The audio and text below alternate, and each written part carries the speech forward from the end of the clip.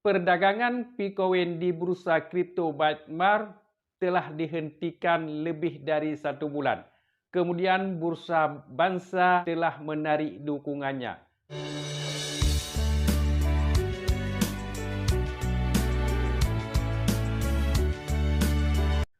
Assalamualaikum warahmatullahi wabarakatuh.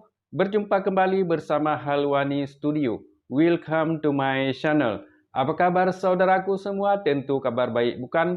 Sebelumnya saya doakan semoga senantiasa Allah Subhanahu wa taala merahmati kita semua, dilancarkan segala aktivitas, dimudahkan rezekinya, juga disehatkan badan kita semua. Ya, dengan badan sehat kita bisa beraktivitas, bisa bekerja sepanjang hari.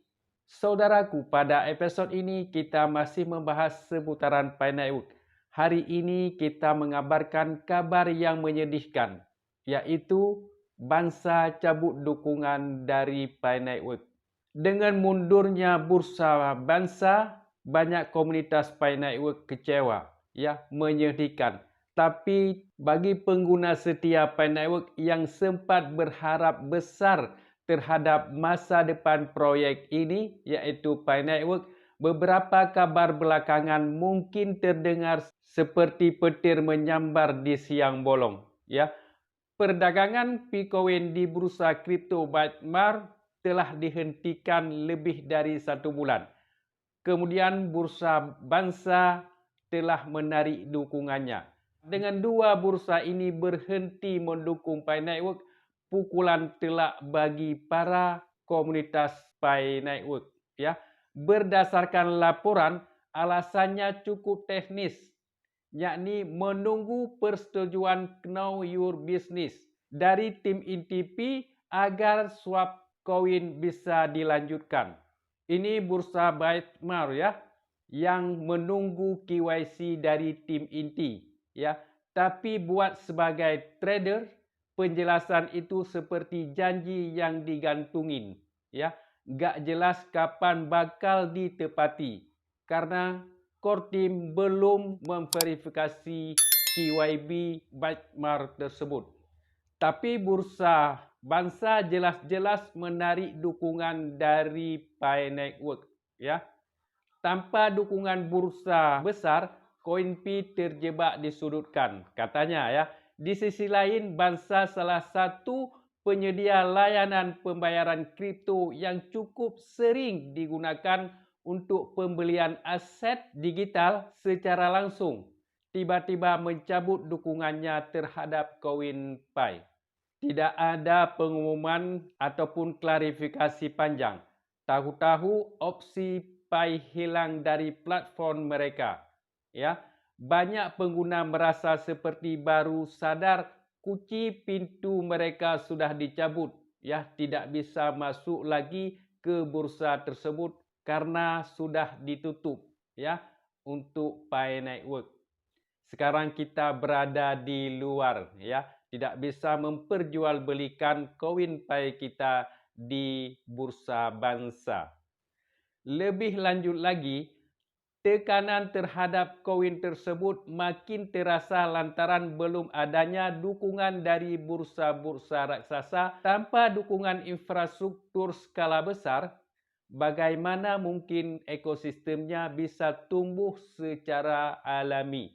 Ya, kondisi ini berdampak langsung ke harga Pi di pasar sekunder. Sudah harga Bitcoin merosot, Bansa menarik dukungan dari Pi Network. Tapi Bytmart tidak menarik dukungan, hanya dia menunggu verifikasi KYB dari core team. Dengan Bansa menarik dukungan untuk Pi Network, kita harus kecewa? Tidak, ya. Kita tidak boleh kecewa, ya.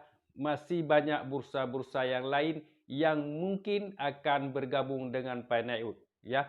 Ada satu harapan baru muncul dari Huobi dan konsensus 2025 yang akan dilaksanakan pada tanggal 14 Mai, ya. Namun demikian masih ada titik terang, ya.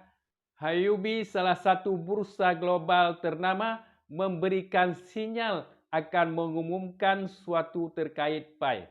Ya, mereka sempat menyelipkan kode yang bikin penasaran lewat media sosial. Ya, itulah harapan baru untuk Pi Network, yaitu Bursa Huobi, ya, salah satu bursa global ternama. Ya, meski belum ada pernyataan resmi, ya, spekulasi mulai dimunculkan bahwa Pi mungkin akhirnya akan mendapat rumah baru dari Huobi. Soal penarikan dukungan dari bangsa itu biasa saja, ya. Biasa dalam perdagangan, ya, biasa dalam jual beli ada untung ruginya. Ya, kita jangan merasa kecewa dengan hal-hal seperti itu, ya. Seperti pepatah mengatakan, kalau takut dihempas ombak, jangan berumah di tepi pantai. Tapi saya rasa semua pionir tegar-tegar saja, walau apapun yang terjadi. Ya, tetap bertahan demi kesuksesan di masa yang akan datang.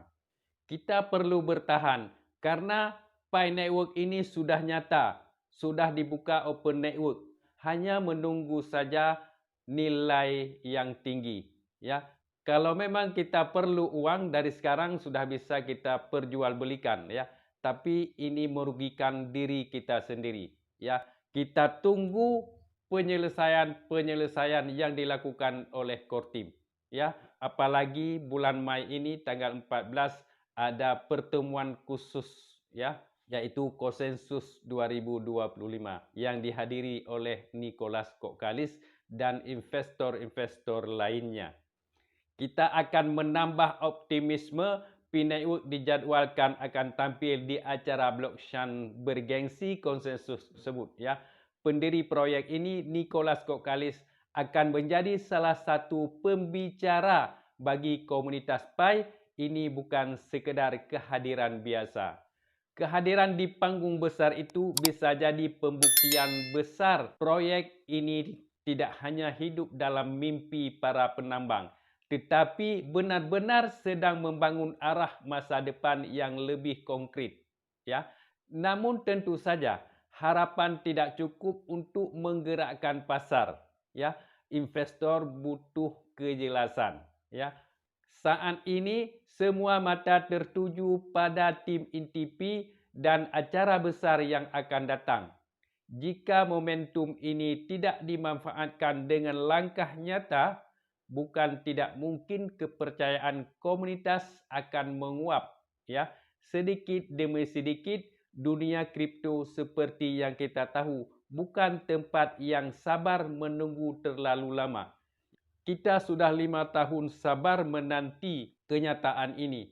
Ya, apabila ini juga masih berlarut-larut, kita sudah jenuh untuk menyabarnya. Ya, bukan saudara saja, saya juga jenuh untuk menunggu keberhasilan ini.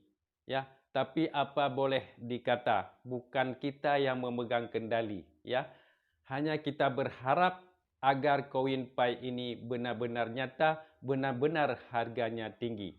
Terima kasih atas perhatian. Mohon maaf atas segala kekurangan. Saya akhiri. Assalamualaikum warahmatullahi wabarakatuh.